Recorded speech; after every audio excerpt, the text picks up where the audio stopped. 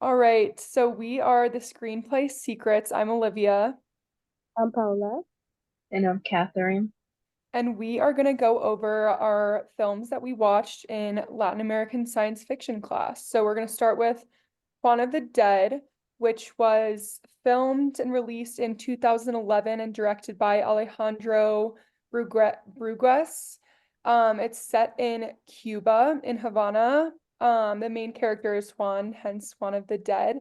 And it's about him and a couple of his local friends who are navigating a zombie outbreak. Um, it's really something that they had to like come together and bond through to come out stronger in the end. But it basically goes through the whole storyline of when the zombie outbreak happened and how they got out of it. And then just to go over some common themes that we saw in this movie. So we saw some hints of survival and resilience. We saw some hints of like community and solidarity. Um, some cultural identity and representation. And then we also saw something that we didn't talk as much about in class that I noticed was kind of like the way the government and the news didn't portray the zombie outbreak at first, which I think it can kind of correlate to maybe COVID in a way when like people didn't really know what was happening, so people weren't reporting on it as much. So, yeah, that was something interesting that I caught on to.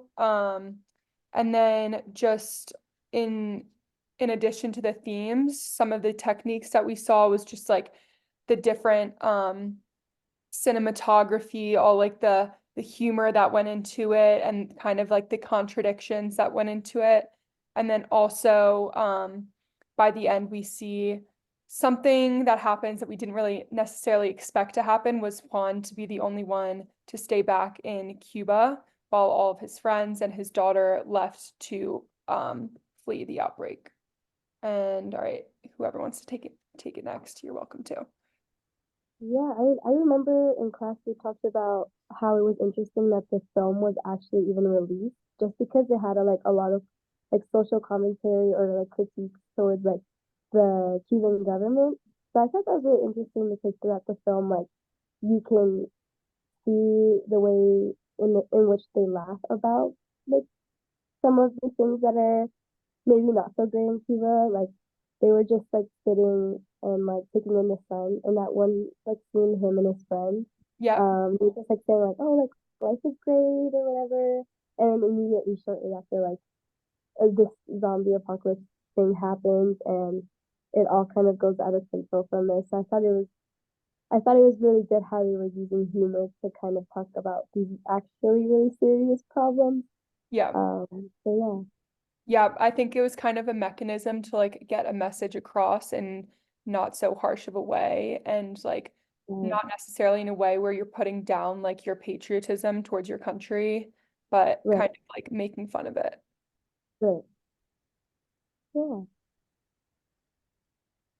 Um, And then the next movie we wanted to talk about was Chile Can Do It. Catherine, you want mhm. to take this one? Wait, is there any way that you can pause it? Yeah. So the next film that we had seen was Chile Puede, and it translates to Chile Can Do It, and it is directed by Ricardo Lorraine.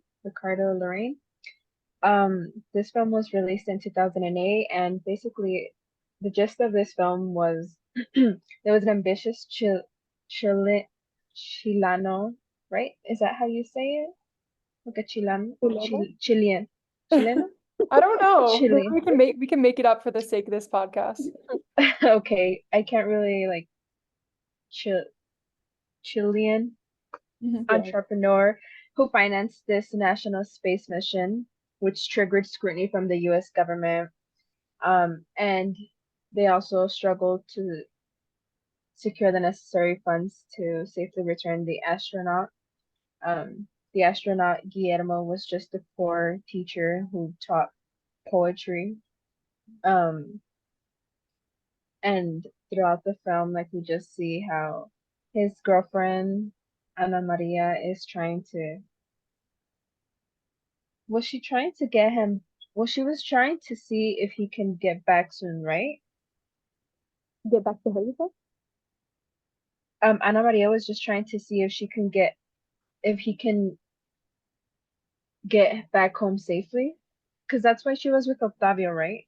Yeah, I think that, well, she was originally really frustrated with him Mm-hmm. taking this flight to space because he Mm-hmm. is basically a guinea pig in this situation. And then once she realizes, like, or once she meets the guy who has the information on it, that's when she like gets really into like finding him, I would say. Okay, Yeah, I didn't enter that's that. what I Like, thought. I remember it was kind of like a, what's that word? Like ultimatum? Like Yeah. she basically gave him an ultimatum of like, if you go, then you're basically saying that you're not choosing me, you're not choosing our relationship. Um, and he obviously did not choose their relationship because he wanted, I mean, he did want to get like money and fame out of it so that he could support them both. Because it's not like they both have um probably like high incomes because he was what a teacher and she worked as a waitress.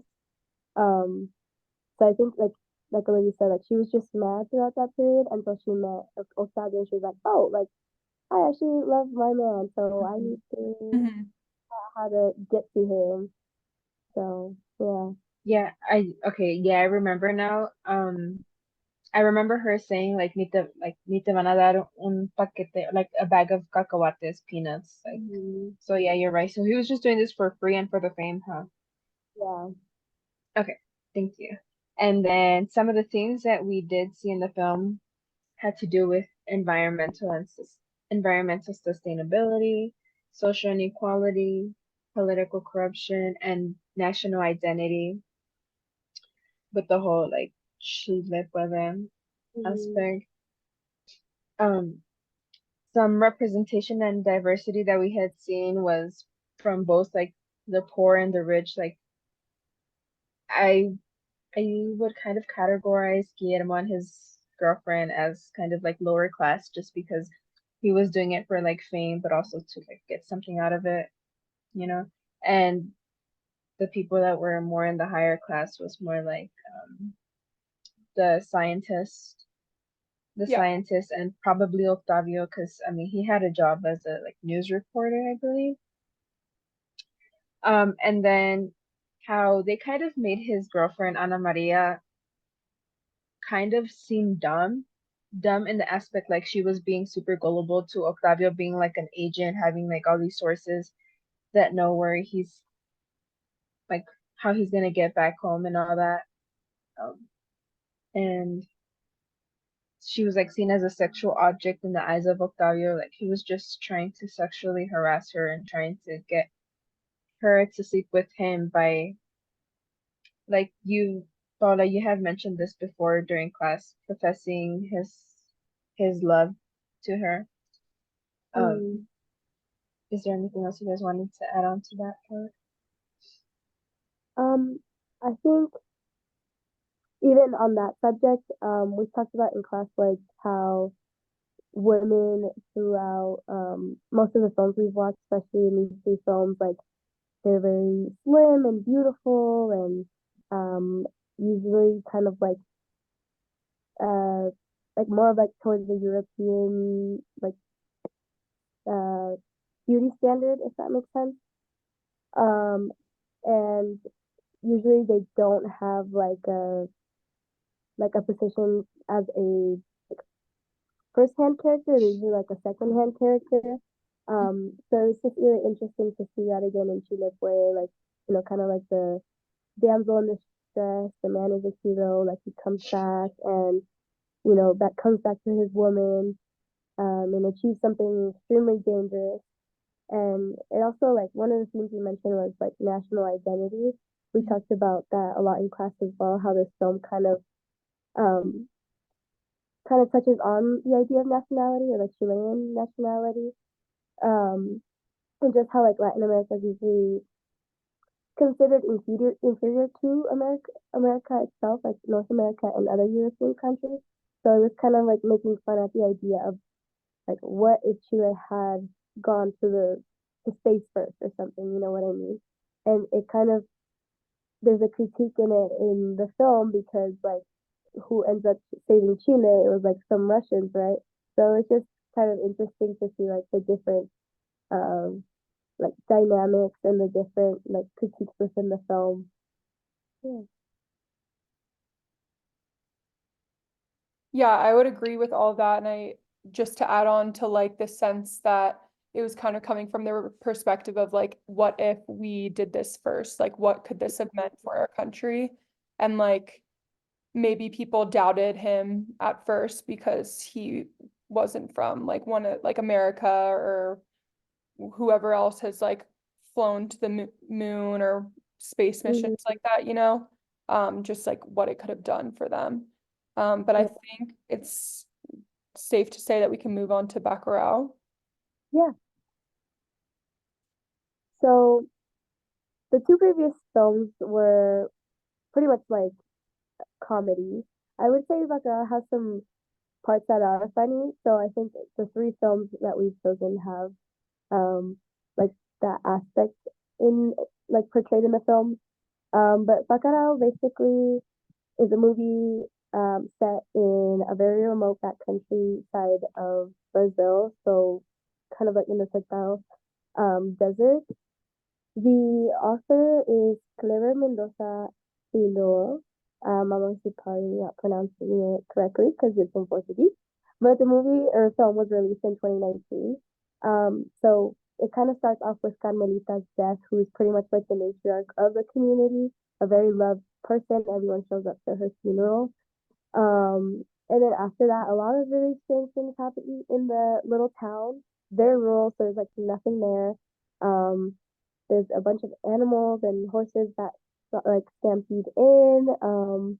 They start seeing like flying saucers in the sky. There's a bunch of really weird things that don't make sense. Like none of it is adding up together. These two people show up in their motorcycles, and at first I didn't know that. Like I thought they would be from a different country, but they were Brazilian, so it made it even weird because the people were like, how can you afford this stuff? Like, where are you from? Like, why are you here? This is strange that you're here. But yeah, basically the town becomes like vulnerable to an attack, right? They are no longer on the map, they discover.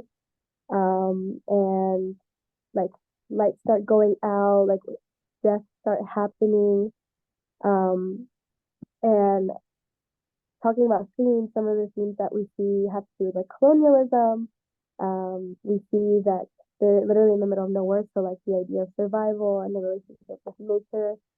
There's a lot of violence in the film, so it's definitely one of those films that you have to be super prepared for before watching.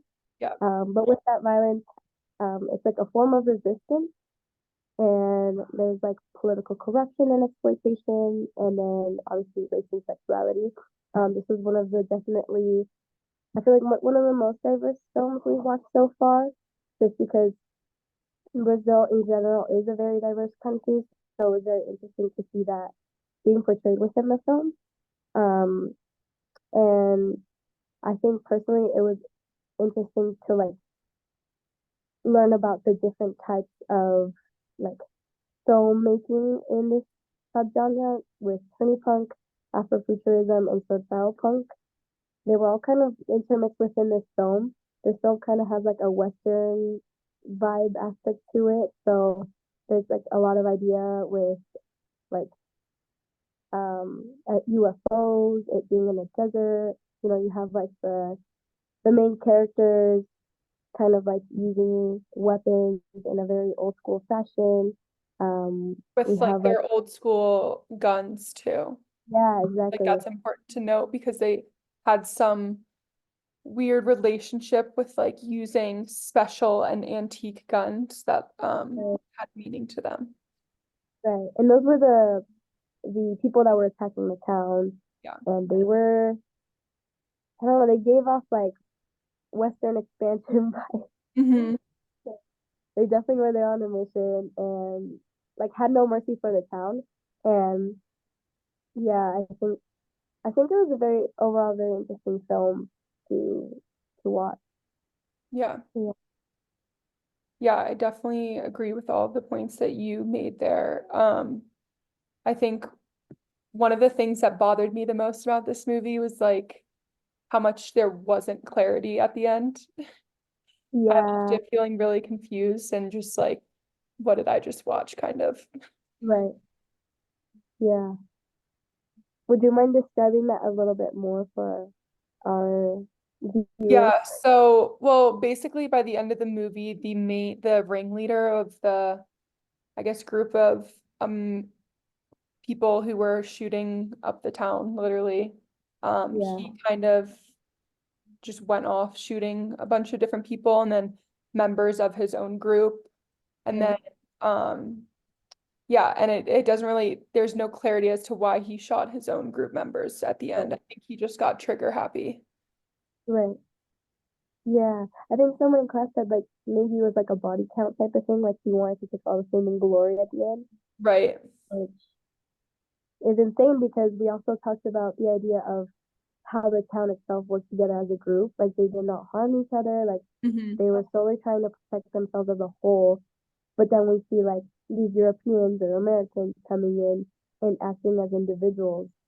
So Right. I mean, even that itself is like a critique to like um the two different worlds literally. Yeah. I think there's definitely like some other films out there where in times of like emergency and like uncertainty, towns or like society will turn on each other, but this town like really united and they like like all of their energies matched well and they like were all on like a common ground of like what they needed to do. Where like Right. even Even the other despite group their that was like, differences. sorry, go ahead. Oh no, sorry. I was just gonna add, even despite their differences, like they Yeah, still came together. yeah. But like even compared to the group who was murdering them, like that group, a couple of the members like were turning on each other. So Mm-hmm. it was interesting. Right. Yeah. I But I thought it was. Oh no, go ahead. no, you're good, go. I thought it was. Well, I'm gonna mention something else, but I thought it was interesting, even like the whole idea of um. I kind of saw it as like a hierarchy, like a pyramid, like Mhm. just the different um just like the racial divide, if that makes sense, because it was like the Europeans and the Americans, and then there was like the white Southern Brazilians, and then anyone else who did not fit those categories. So it's Yeah. just kind of interesting to see like in that one scene where the two Brazilians, like motorcyclists, like that couple, they get basically killed, um, and it kind of just like bites them in the ass basically because Mhm. they think that because they're whiter that they are somehow more privileged. Right. Um, but at the end of the day, like we view race differently in Latin America versus in the U.S. and that's where it gets a little bit complicated, and we were able to see that in the film. Hmm. Yeah, Yeah, I definitely agree with that. I think it's time we can start maybe wrapping up our discussion here and yeah, kind of talking about um just some overarching themes that we found with all these movies. So, as we know, in Latin America, the film budgets are relatively small, and you could definitely see that in the films. yeah, But I think for the most part, the films really made the most of what they had. Like, for yeah, example, using like local members of society as actors or like using like the daylight, because it's not like if you notice like a lot of the movies were like in the daylight because they couldn't really film yeah, like things like that.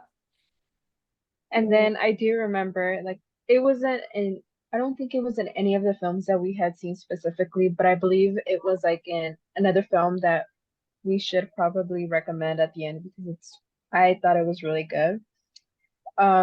In UFOs in Zacapa, there were actors, well, probably in many films in Latin America, there are actors who don't even get paid to be in the films, but they use their own wardrobes, their own clothes that they have in the films. So I thought that was pretty neat. Hmm. yeah. And even the idea with the whole storytelling, like they're very like free flow. Like they don't have most, not all filmmakers, but most kind of allow a collaborative like collaborative ideas to coming together to make the film what it is, you know. And I thought that's really like wholesome because like you actually get some genuine work and you appreciate watching these films much better because you know that it took like heart and soul and sweat and tears probably to put all this energy into them, you know. So, For sure. yeah. Yeah, well, Definitely. I did want to bring up one like one of the main themes um that in general that we saw like in all the film in most of the films in the class was comedy. Like it was like very central to many of the films, like whether it was like doing sorry, whether that was like doing parodies in the sense of like mocking politics, I guess you can say. Like I know I didn't talk about this in my part of Chile Puede, but they were mocking like America or the US government. The Americans in the film were using spoofy voices. They were doing like the most dumb decisions, like super stupid things. And then they sent the two soldiers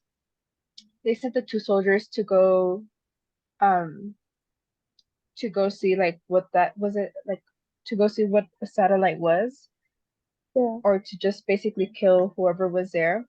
And they were yeah, like, oh, thinking that they were in Afghanistan, so they were like super Mhm. stupid, like very moron like, you know, and Yeah. basically not doing anything worth it.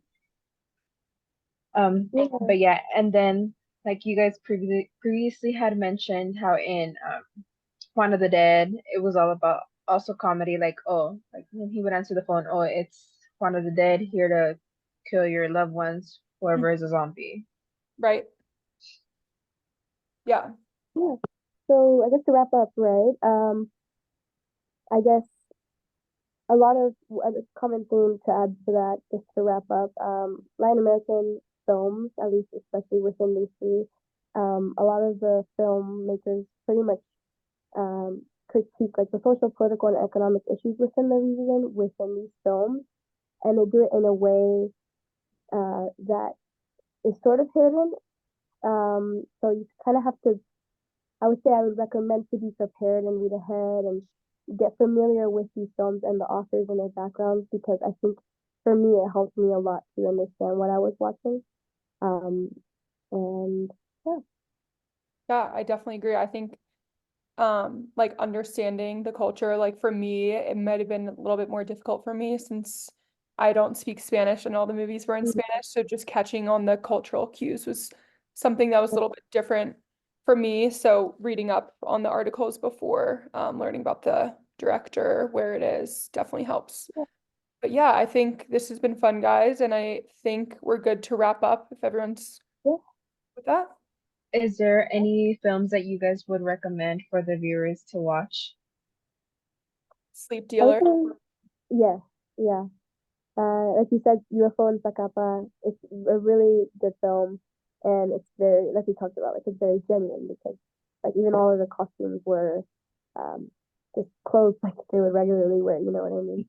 There's Hmm. a lot of freedom in that film. Yeah. I'd personally would recommend The Untamed after talking so much crap about it. I think I grew to like it just because it talks about like people's deep desires Mm, and it just yeah. sheds light to so many things. Like me, I'm part of the LGBTQ, so it's Yeah. like, oh, you're shedding light onto homophobia, and you know, I come Mm, from a Hispanic family, so it's like I get to see that side too. Um, right. yeah, Yeah. All right. Well, thanks for watching Screenplay Secrets. I'm Paula. We got Olivia and Catherine here. Mhm. Stay tuned for our next episode. And yeah, have a great rest of your day. All right, thanks for listening.